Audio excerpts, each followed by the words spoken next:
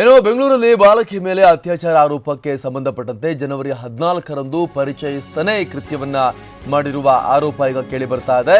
Commercial street ಠಾಣೆಯಲ್ಲಿ ಪ್ರಕರಣ ದಾಖಲಾಗಿದೆ. ನಿರ್ಮಾಣ ಹಂತದ ಕಟ್ಟಡಕ್ಕೆ ಕರೆದೊಯ್ದು ಈ ಕೃತ್ಯವನ್ನ ಮಾಡಲಾಗಿದೆ. ಬಾಲಕಿಗೆ ಬೌರಿಂಗ್ ಆಸ್ಪತ್ರೆಯಲ್ಲಿ ವೈದ್ಯಕೀಯ ಪರೀಕ್ಷೆಯನ್ನ ನಡೆಸಲಾಗಿದೆ. ನಿನ್ನೆ ಪೊಲೀಸರಿಗೆ ಬಾಲಕಿ ದೂರನ್ನ ಕೊಟ್ಟಿದ್ದಾರೆ. ಬಾಲಕಿಯ ತಾಯಿ ದೂರನ್ನ ಕೊಟ್ಟಿದ್ದಾರೆ. ಈ ದೂರನ್ನ ದಾಖಲಿಸಿ ಈಗ ಪೊಲೀಸರು ತನಿಖೆಯನ್ನು ನಡೆಸ್ತಾ ಇದ್ದಾರೆ.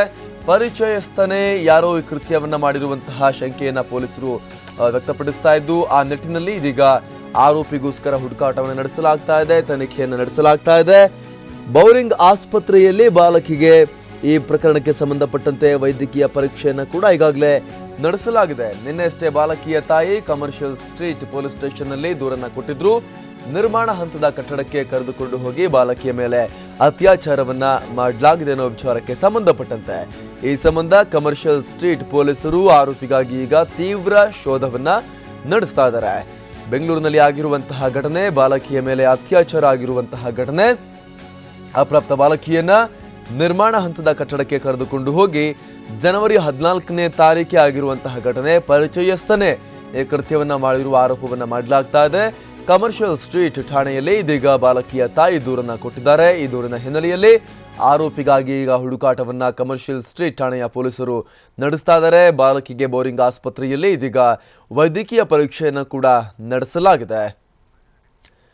ಮತ್ತಷ್ಟು ಮಾಹಿತಿಯನ್ನ ಕೊಡ್ತಾರೆ ನಮ್ಮ ಪ್ರತಿನಿಧಿ ನಾಗೇಂದ್ರ. ಇದೀಗ ದೂರು ಕೊಟ್ಟಿದ್ದಾರೆ ಬಾಲಕಿಯ ತಾಯಿ. ಪರಿಚಯಸ್ಥನೇ ಮಾಡಿರುವಂತಹ ಕೃತ್ಯ ಅನ್ನೋ ಬಗ್ಗೆ ಈಗ ಅನುಮಾನ ವ್ಯಕ್ತವಾಗ್ತಾ ಇದೆ. ಏನು ವಿವರ ಸಿಗ್ತಾ ಇದೆ? ಯಾರ ಮೇಲಿರುವಂತಹ ಅನುಮಾನ? ಪೊಲೀಸರ ತನಿಖೆ ವೇಳೆ ಏನಾದರೂ ಕ್ಲೂ ಸಿಕ್ಕಿದೆಯಾ? ಅಮರ್ ಪ್ರಸಾದ್, ಬೆಂಗಳೂರಿನ ಕಮರ್ಷಿಯಲ್ ಪೊಲೀಸ್ ಠಾಣಾ ವ್ಯಾಪ್ತಿಯಲ್ಲಿ ಇದೇ ತಿಂಗಳ 14ರಂದು ನಿರ್ಮಾಣ ಹಂತದ ಕಟ್ಟಡದ ಬಳಿ 14 ವರ್ಷದ ಬಾಲಕಿಯನ್ನ ಕರೆದುಕೊಂಡು ಹೋಗಿ ವ್ಯಕ್ತಿಯೊಬ್ಬ ಅತ್ಯಾಚಾರವನ್ನ ಎಸಗಿರುವಂತಹ ಆರೋಪ ಆ ಬಾಲಕಿಯ ತಾಯಿ ಮಾಡಿರುವಂತದ್ದು. ಈಗ ಕಮರ್ಷಿಯಲ್ ಸ್ಟ್ರೀಟ್ ಪೊಲೀಸರು ಪ್ರಕರಣವನ್ನು ದಾಖಲಿಸಿಕೊಂಡು ಆ ಬಾಲಕಿಗೆ ಮೆಡಿಕಲ್ ಕೂಡ ಮಾಡಿಸಲಾಗಿತ್ತು. ಜೊತೆಗೆ ತನಿಖೆಯನ್ನು ಕೂಡ ಮುಂದುವರಿಸಿದ್ದಾರೆ. ಎಲ್ಲೋ ಒಂದ್ ಕಡೆ ಆಕೆ ಬಾಲಕಿಯ ತಾಯಿ ದ್ವಂದ್ವವಾದಂತಹ ಉತ್ತರಗಳನ್ನ ಕೊಡ್ತಾ ಇರುವಂತದ್ದು, ಜೊತೆಗೆ ಆ ಯುವತಿಯು ಕೂಡ ದ್ವಂದ್ವವಾದಂತಹ ಉತ್ತರಗಳನ್ನ ಕೊಡ್ತಾರೆ. ಜೊತೆಗೆ ಆ ವ್ಯಕ್ತಿ ಯಾರು, ಆ ವ್ಯಕ್ತಿಯನ್ನ ಬಂಧಿಸಿದ ನಂತರ ಈ ಒಂದು ಪ್ರಕರಣಕ್ಕೆ ಸಂಪೂರ್ಣವಾದಂತಹ ಮಾಹಿತಿ ಕೂಡ ಲಭ್ಯವಾಗಿರುವಂತದ್ದು.